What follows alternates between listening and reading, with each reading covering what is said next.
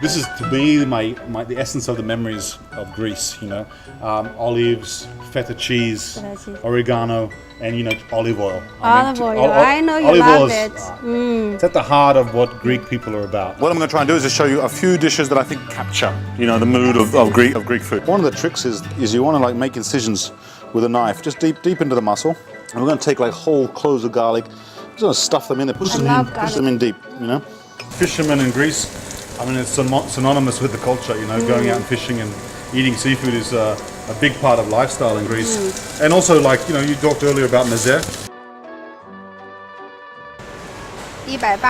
20 odd minutes. A little bit of this. This is actually from Greece. Smell that. It's so pungent and beautiful. Me, I like my Greek salad just olive oil. I really want to celebrate how these flavors marry so beautifully with olive oil. This is what we've got in front of us. We've got a fantastic Greek salad.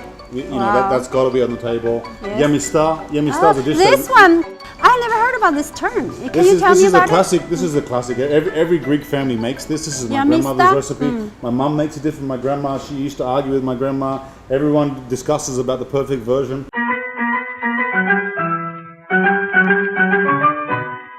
Most of civilization has been making cheese for as long as it's been civilized. I've got a yellow cheddar, a classic aged cheddar, and a Gruyere cheese. And this is a very old French technique, actually, called making a roux. It's one of the, as an apprentice chef, when you do a French apprenticeship, which is what I did, it's one of the first things they teach you how to do, is make a roux.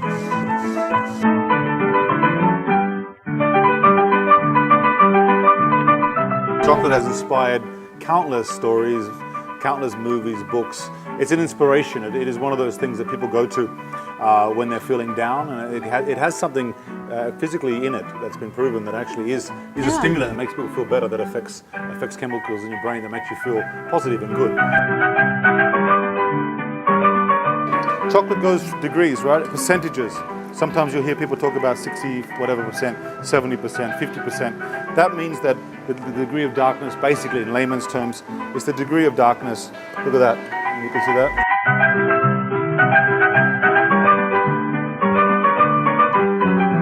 When I was an apprentice chef, my chef wouldn't let me use a machine for the first 4 years. Really? I had to do everything by hand. And we're just going to pour that in. See that? Lovely. And that's going to set nice, rich, light. Gorgeous.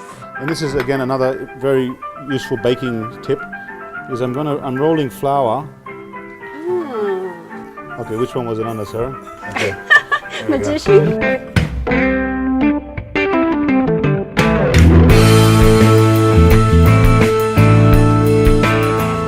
Big in Europe, big in the US, Australia. Everyone loves rhubarb in that part of the world. That's the end result. We're going to pop it in our steamer, which we preset to 100.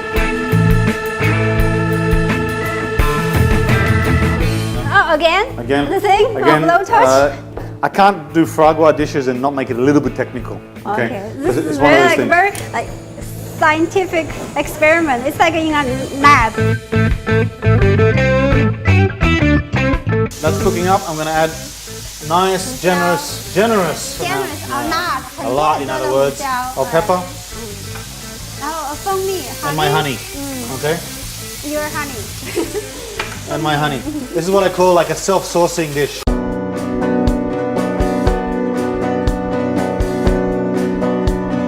The idea of risotto is an absorption technique. So we're going to add some chicken stock. Chicken stock. Okay.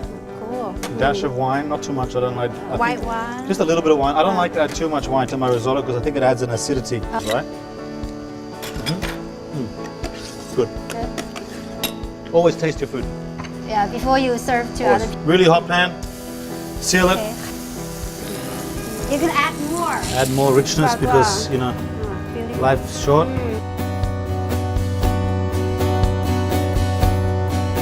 Chongming Island. Okay. Chongming Island. Chongming. Okay. So here we are. Look at this. Wow, nice. So cute. Wow, you're going to. I'm going to be pretty quick. Thank you very much. We appreciate you being our food. Too bad. Sorry. Thank you very much. We appreciate you being food for us. Sorry. So I'm just going to let that boil up, and you can see how they're going to change color.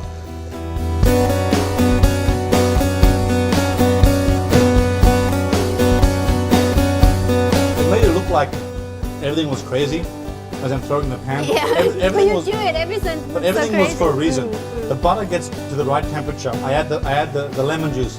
You get this penetration of lemon flavor going into the butter, and then it hits the pasta the right way, and then all of a sudden everything comes together. You want to tell us? Oh, here it is. Wow, it's really special. We are. Today we're going to do some recipes from a cookbook that I was very fortunate enough to have the opportunity to work with a good friend of mine called Dean Brettschneider, who's a fantastic baker and pastry chef. This is Dean Brettschneider's recipe. Okay. I'm gonna mess around with it a little bit because Don't tell him. I'm telling him I messed with his recipe. Okay. Your recipe sucks. No, don't say that. That's terrible. His recipe's fantastic. I'm just messing with it a little bit. We're gonna layer it a little bit differently, okay? All right. But his recipe is fantastic. He's one of the best pastry chefs in Asia. So the first step to this is we put it in the fridge along with our sponge. Wow. Okay. You're not afraid this thing will start to fall. Oh, look at that. And that will go exactly like this in a tray into the fridge. And let me show you what it looks like when it comes out of the fridge. Wow. Okay. Wow. You can add out custard. Oh, look, isn't that sexy? I love trifles, and I remember trifles from my grandma. Childhood memory. It's one of those dishes that, I don't know, from your childhood as a Chinese person, what's the thing you remember? I remember hard-boiled egg. That's when I get on my birthday. Life was hard. Yes, it's very. That's your sweet hard-boiled egg. Yes. And it's such a great, simple idea. And you can actually do this dish. It works great also with salmon. It works great with fish. You can use it as I'm going to do today with veal. Okay, so I'm going to first start by cleaning my veal. Okay, I got some goose fat. Okay. Goose fat. Goose fat is really good for cooking potatoes. What's the temperature? Well, you know, I'll just judge by my eyes. Okay. You know, I don't want it boiling. What I want is I want enough fat to cover them. Okay. You add more. That's enough. I added a bit more. I want my potatoes covered, and I've got a little bit of port. The recipe in the book says Madeira. Okay, you can replace that with port. Okay. You can see even from my cookbook, I'm still changing stuff. You know, because I know it works. Spicy. I don't know any chefs in the world who really, I don't care, 1-star, 2-star, 3-star Michelin chef. They like Tabasco. Come on. Okay, now we're in business, people. It's really noisy in here. Is it just me, or is it really noisy? I know the sound guy hates this, right? I'm messing with the sound guy's head right now. You are bad.